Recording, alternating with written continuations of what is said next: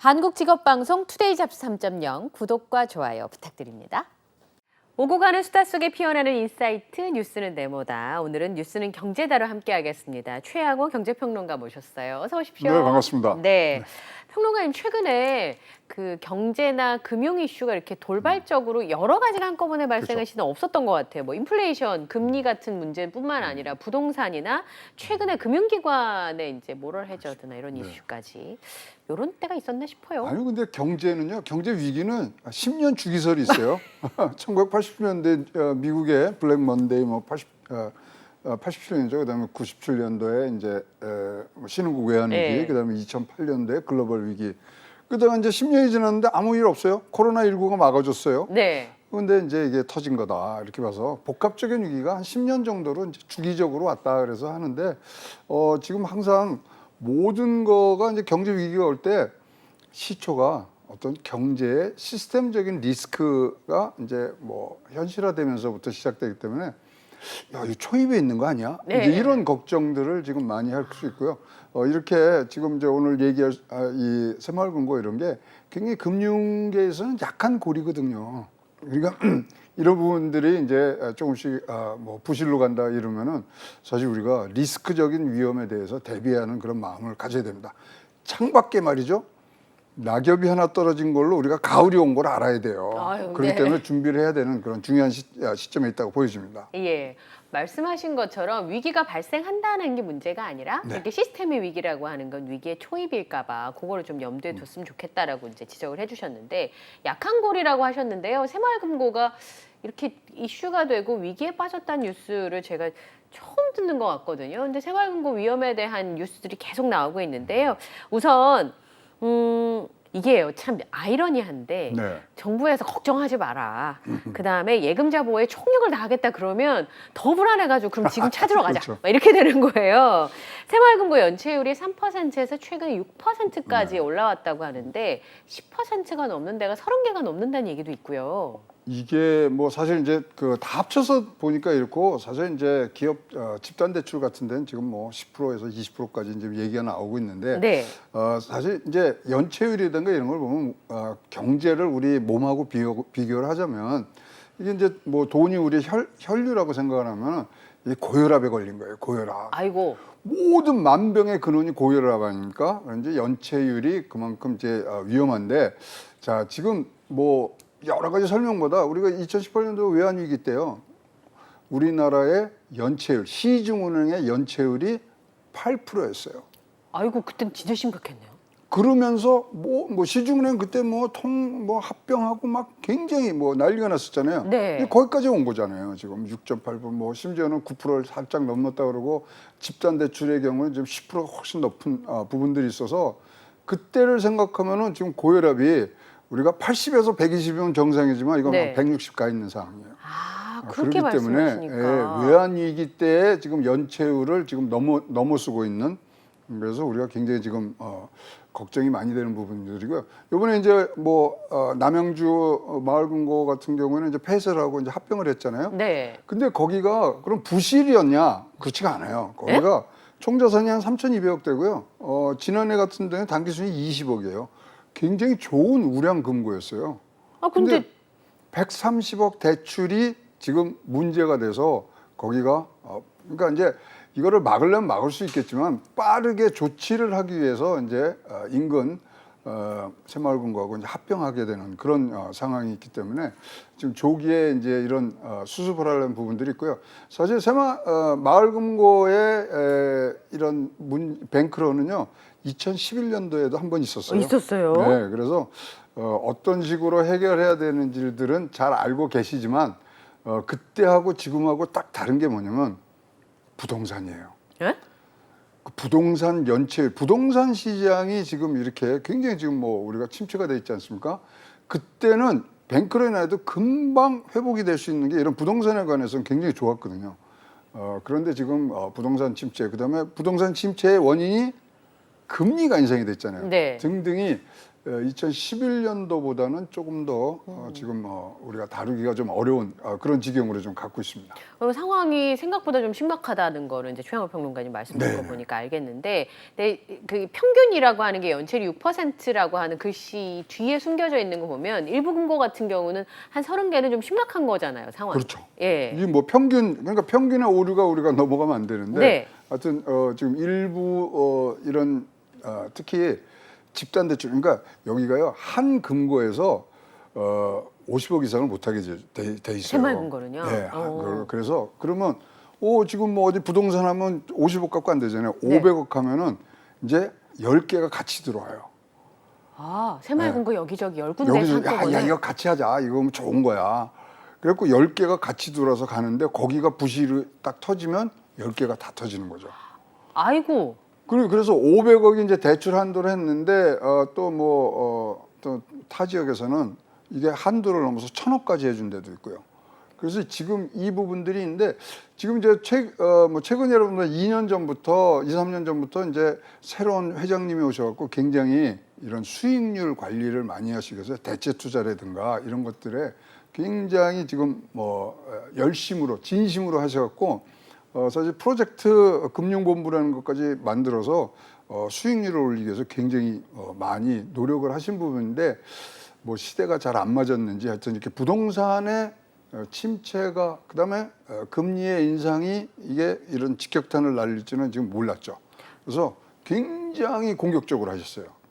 근데 그것이 이제 오히려 지금 역으로 조금 문제가 되고 그러다 보니까 아까 말씀드린 대로 다른 것보다는 집단 대출 여기에서의 지금 연체율은 사실 좀 10% 이상은 되고 있을 정도로 저희들이 알고 있습니다.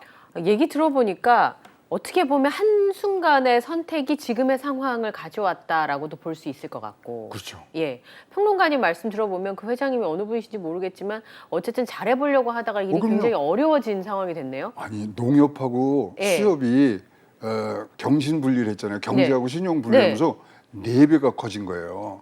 여기 다 이제 상호금융들이잖아요. 네네. 거기 보니까 우리가 빨리 수익률을 높이고 재정 건정을 해서 쭉 올라가면은 굉장히 우리도 진짜로 농협이나 수협처럼 금융부 떼내고 경제 떼내고 하면은 더 커질 수 있는 그런 이제 굉장히 야심찬 계획으로 가셨으나 또 거기에 따른 어떤 그렇죠. 내부적인 통제라든가 그다음에 추진력 이런 것들이 지금 복합적으로 이런 위기를 맞으면서 사실 조금 어그러진 상태라고 여러분들이 이해하시는 게 제일 편할 것 같습니다. 최양호 평론가님 말씀해 주시니까 뒷얘기가 이해가 돼요. 근데 새마을금은 좀 이상한 것 같아요. 왜냐하면 금융기관 이상하다는 게 아니라 새마을금고 관리 감독하거나 아니면 전체적인 구조가 아까 그 말씀하셨잖아요. 남양주 새마을금고가 부실해지니까 보통 그러면 부실 자산을 매각을 하고 그렇죠. 이렇게 해야 되는데 새마을금고는 합병을 해버리는 형태로 네. 결정을 내린 거 보니까 여기가 이제 구조가 좀 독특한 곳이에요. 우선 설립 인가 허가권은 지자체가 갖고 있고. 네. 그렇죠. 관리 감독은 행안부가 하고, 예. 그 다음에 우리가 생각하기에는 은행이라고 생각하고.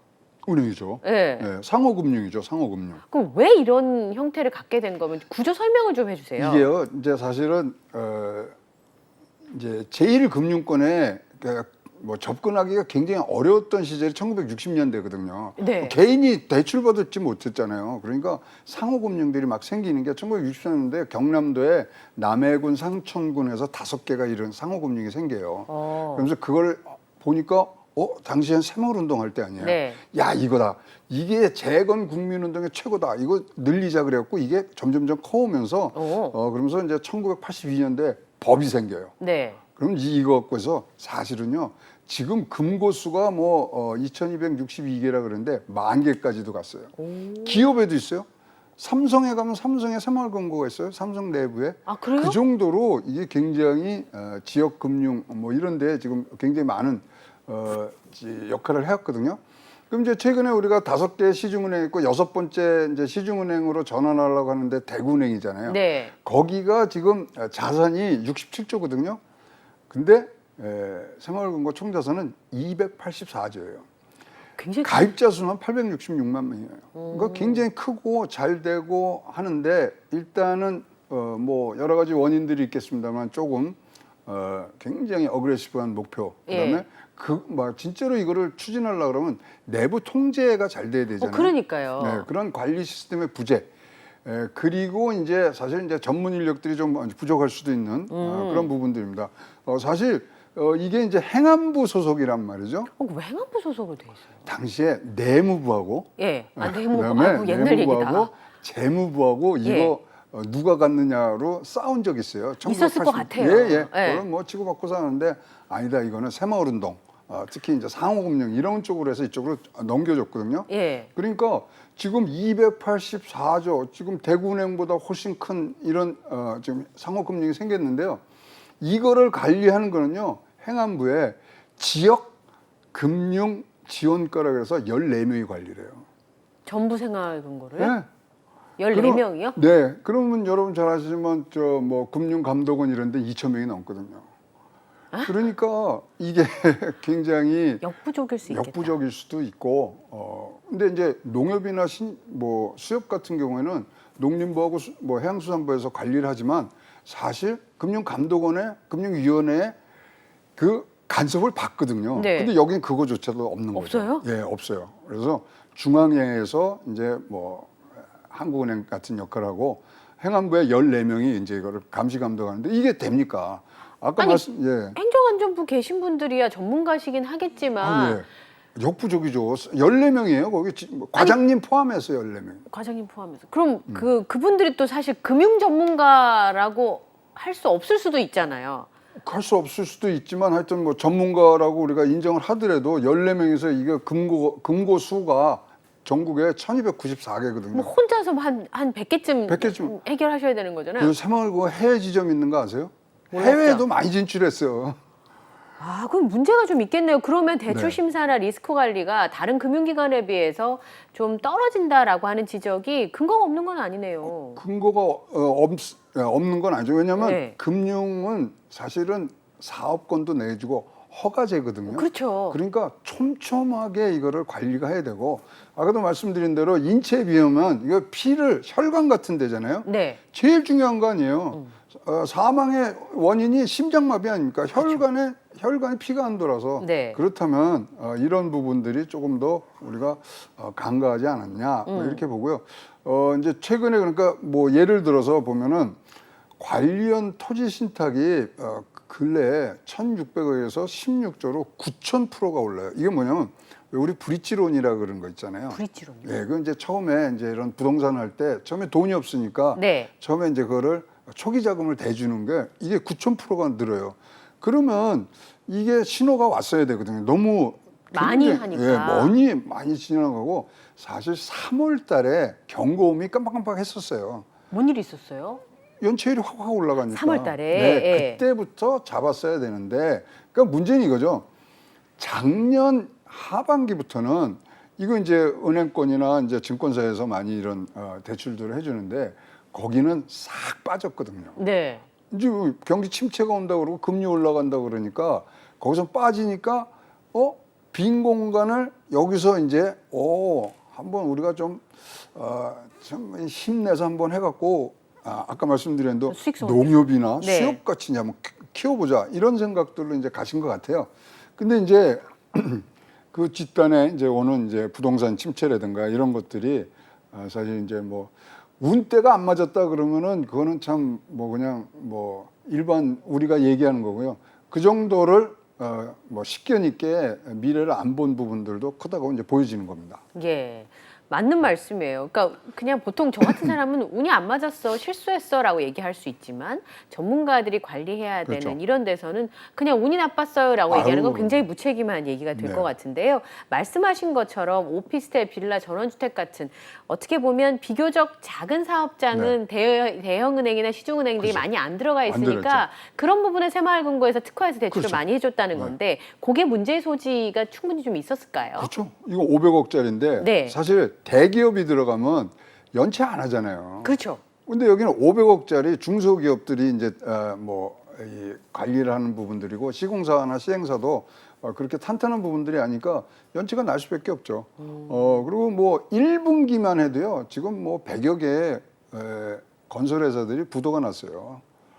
그러는 상황들을 우리가 이제 알고 갔어야 되는데 이런 부분들이 조금 너무 야 이거 우리가 하면 될 것 같아. 근데 뭐 전체 아니 잘할 수 있으시라는 그런 실력이 있다는 건 인정하지만 아니 전체가 날씨가 바뀐 게 아니고 기후가 바뀌어 버린 거잖아요. 아, 그렇죠. 네.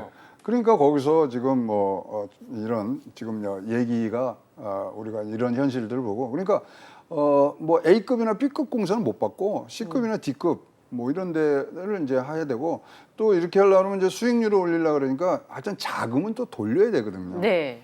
자금을 돌려야 된다 보니까 이런 데를 찾다 보니까 이제 지금은 굉장히 좀 어려움에 지금 봉착해 있는 상황으로 보여집니다. 네. 그러다 보니까 부동산 관련해서도 굉장히 적극적으로 하신 부분이 2019년도에는 27조예요. 네. 대출 금액이. 근데 지금 22년도 말로 보면 56조로 늘어납니다. 굉장히 많이. 그러니까 굉장히 적극적으로 이걸 해서 이 분야는 우리가 이제 한다. 뭐 이런 그리고 아까 말씀드린 사실 또 알아보니까 지금 프로젝트를 뭘 하려면 농협이나 신협 수협을 벤치마킹해서 네. 가르려고 그랬어요. 은행과 경제들을. 그래갖고 크게 늘리시려고 예. 사실 이제 용역도 줘서 용역 보고서도 나오고 막 그랬거든요. 이제 그런 것들이 이제 이렇게 차곡차곡 쌓이면서 지금 현재 이런 상태까지 와 있습니다. 조금 무리하게 사업을 확장하고 키우려고 했던 것이 이제 경기가 못 받쳐주니까 발생한 부분들도 있었겠습니다만 제 생각에 그래도 새마을금고나 농협, 신협에서 대출을 해줄 때는 담보나 옥석 가리기를 해서 최악의 경우 내가 이런 부분들에 대해 손해를 봤을 때 이 정도 건질 수 있다 이런 거 하잖아요. 그렇죠. 그러니까 대출 아무렇게나 해주는 게 아닌데 네. 왜 거기서 문제가 생겼을까요? 아니 그러니까 이제 뭐 대개들 이제 한 60% 정도 네. 이제 담보를 잡으면 된다 그러는데 자 그래서 이거는 이제 이렇게 하면은 뭐 지역 단위의 금고에서 내 이거 좀 해야 되겠어. 그러면 이제 사실 그게 중앙회에서 이제 뭐 500억 정도면은 네. 뭐 저걸 허가를 내줘야 되잖아요.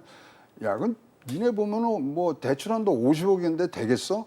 옆에랑 한번 같이 해봐. 아, 이제 이러면서 이제 가는 부분들이 좀 이걸 나누려고 그랬는데 네. 사실 이 적은 게 위험성이 더 컸던 거죠. 그러니까 하나가 터지면은 굉장히 10개 이상이 지금 터지고요.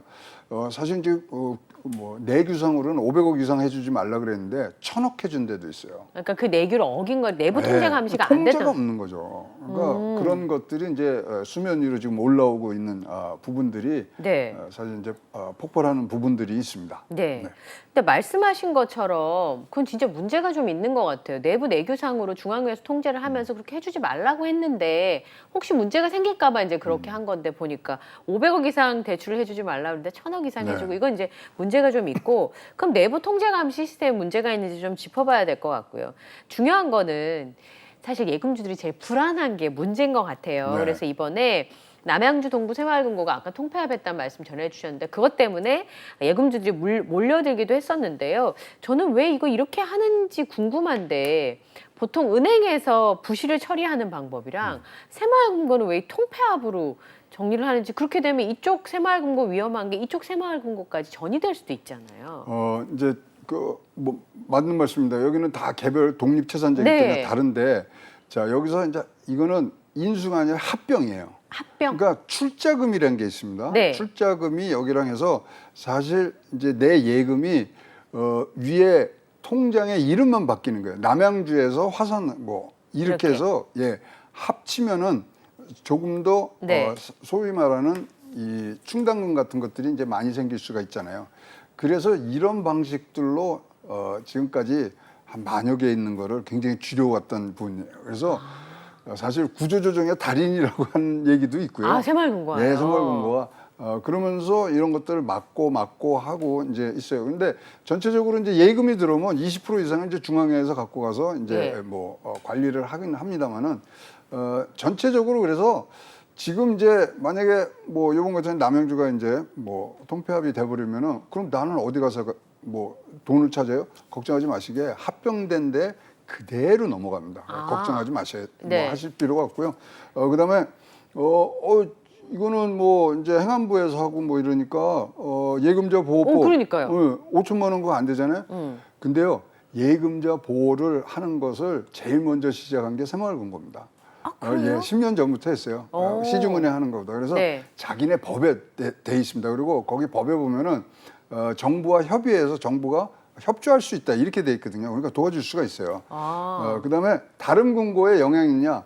뭐 사실 합병해서 그냥 다 뭐 소위 말하는 새롭게 시작하는 거기 때문에 네. 그리고 독립재산제이기 때문에 문제가 없습니다. 현재 77조 정도를 이제 이제 위기관리를 위해서 지금 쌓아놨다 그러는데요.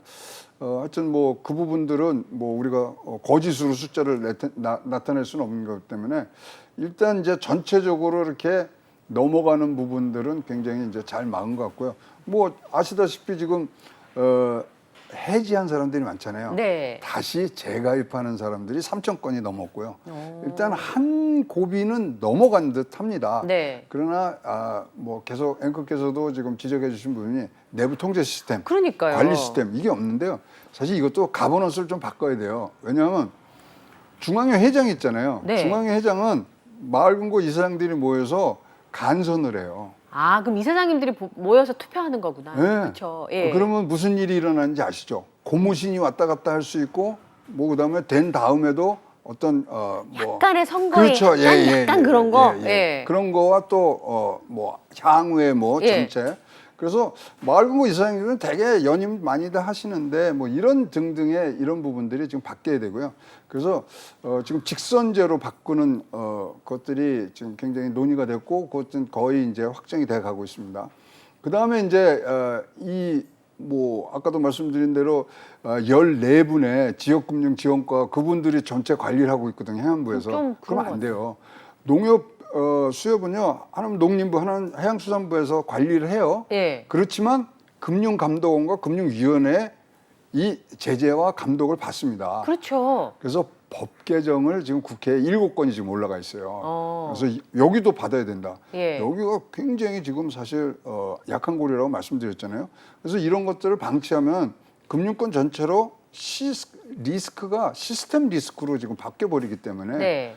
그런 부분들은 촘촘하게 법 개정까지 지금 생각하고 있는 그런 뭐 상황으로 지금 번지고 있습니다. 말씀이 맞는 것 같아요. 그러면 이제 행안부 내부에서 새마을금고를 관리한 인력이 적다 하더라도 관리 감독을 하는 걸 금융위원회나 이제 금융감독원의 그렇죠. 관리를 받게 되면 뭐 연체율이라든지 네. 대손 충당금이라든지 아니면 아까 말씀하셨던 것처럼 회장님 뽑는 투표제도라든지 이런 네. 것이 이제 혹시나 모럴 해저드나 그렇죠. 그런 거 우리가 다. 우려하는 그런 부분들이 생기지 않을 수 있도록 관리 감독을 할 수 있는데 행정안전부에서 반대하는 건 네. 아니에요. 우리 관리 감독으로 충분하다 이렇게. 안 되죠. 그리고 자기 눈에 있는 들보는 못 봐요. 그렇죠. 그래서 사람 원래 그래서 못 보게 돼 있어요. 사실 깐깐한 시어머니 있으면 며느리는 힘들지만 집안은 잘 되거든요. 이게 댓글 많이 올라오겠는데요. 네, 예. 네. 어쨌든 간에 이거는 뭐 전체의 어떤 시스템과 그다음에 향후에 나가는 어떤 방향타에 대해서는 어떤 뭐 전체 조합원뿐만 아니라 금융계의 그런 이 협의점이 있어야 되는데 그 접점을 지금 감독원이나 금융위원회에서 해줘야 될 부분들이 있어서 법 개정에 대해서는 굉장히 찬성을 하고 있고요. 네. 특히 이제 아까 말씀드린 내부적인 어떤 가버넌스 부분 이 부분도 좀 진짜로. 바뀌어야 되는 부분들이 있어서 두 개가 실질적으로 뭐 늦으나마 지금 진행이 되고 있기 때문에 지금 환영을 하고 있습니다. 네, 지금 나오는 문제들이 이제 수면 위로 올라왔기 때문에 법 개정 문제는 좀 빠르게 진행이 됐으면 좋겠고요. 아까 말씀하신 것처럼 일부 이제 새마을금고 문제는 약간 불을 끈 것 같아요. 네. 근데 이걸로 끝날 건지 아니면 지금 이제 일단락된 건지 앞으로 좀 더 번질 문제가 남아 있는지 어떻게 보세요? 지금 이제 경기 침체냐부터 이제 큰 대세부터 이제 보셔야 되는데요. 일단 경기 저점이 지나갔다는 게 지금 정부의 확고한 지금 판단입니다. 그러면 네. 지금부터 이제 올라갈 수 있는 부분들, 그러니까 더 이상 나빠지진 않는 부분들만 있다면은 네. 전체 리스크 뭐 시스템 리스크로는 옮겨갈 확률은 적어지고요. 사실 여기 아까 말씀드린 자산이 284조인데 대출이 196조예요. 196조 중에 기업이 111조를 갖고 있거든요. 네. 여기가 문제거든요. 여기가 그러니까 왜 문제? 기업 실적이 나와야 돼요. 그래서 개인들이 뭐 개인 대출 80%인데 거의 연체율이 1% 미만이에요. 그러니까 이분들이 말이죠. 그 보통 개인들은 조금만 이제 연체가 돼도 난리가 나는데 기업들은 뭐 금액이 너무 크니까는. 뭐 담보도 있고 그런데 하여튼 연체액은 지금 12조로 생각을 하는데 네. 그 정도면은 사실 관리 가능하거든요. 그래서 너무 걱정을 하지 마시고 자 여기가 그러면 이렇게 이제 어떤 변곡점을 맞았으면 어떻게든지 다시 우리가 마을 금고를 믿고 찾을 수 있는 그렇죠. 새 틀을 만들어 주시는 노력이 없다 그러면 사실 뭐 상호금고의 그런 어떤 취지와 또 안정성 그리고 우리 편리성들이 굉장히 훼손이 되거든요.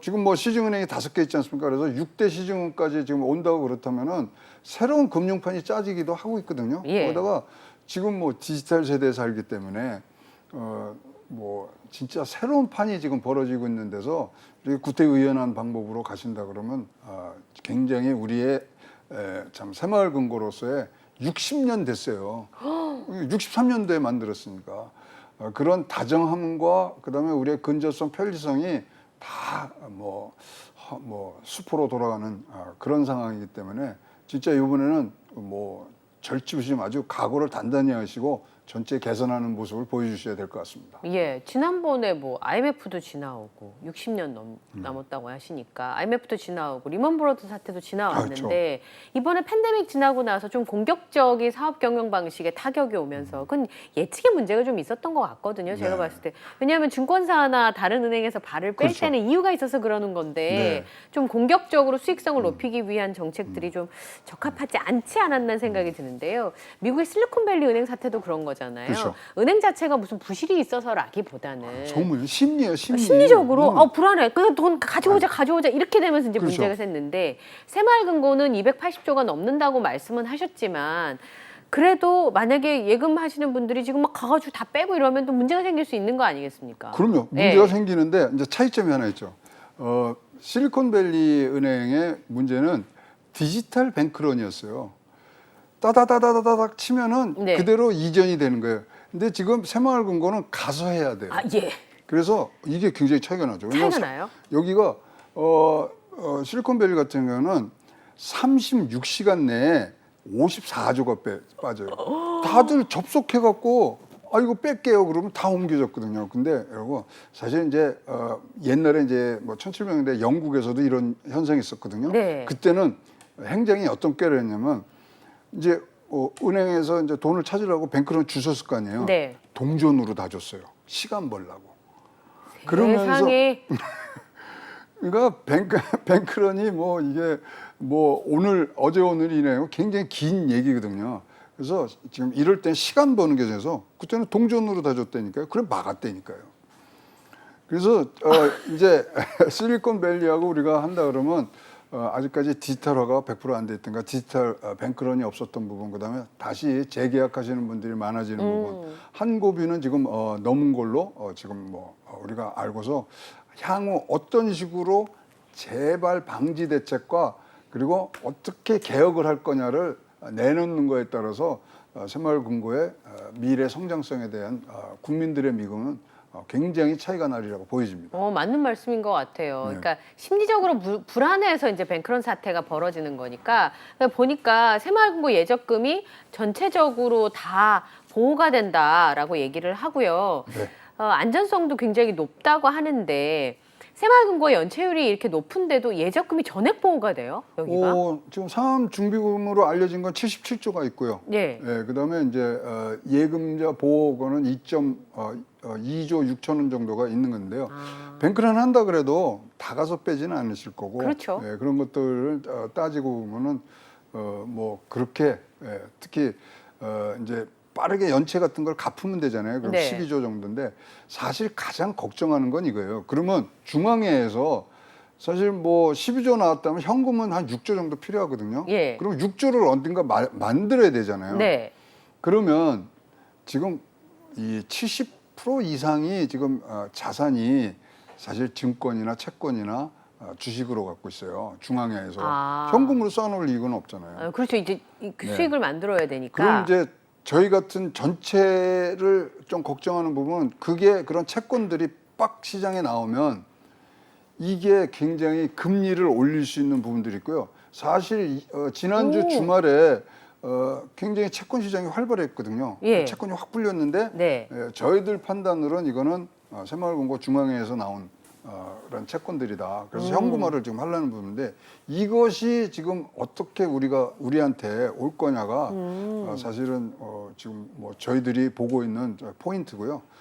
사실 레고랜드 때도 한번 우리가 거기서 경험했잖아요. 채권 뭐 하니 안 하니 갖고 움직였잖아요. 그다음에 한전이 뭐 적절해서 한전채 발행 그때도 굉장히 민감하거든요. 네.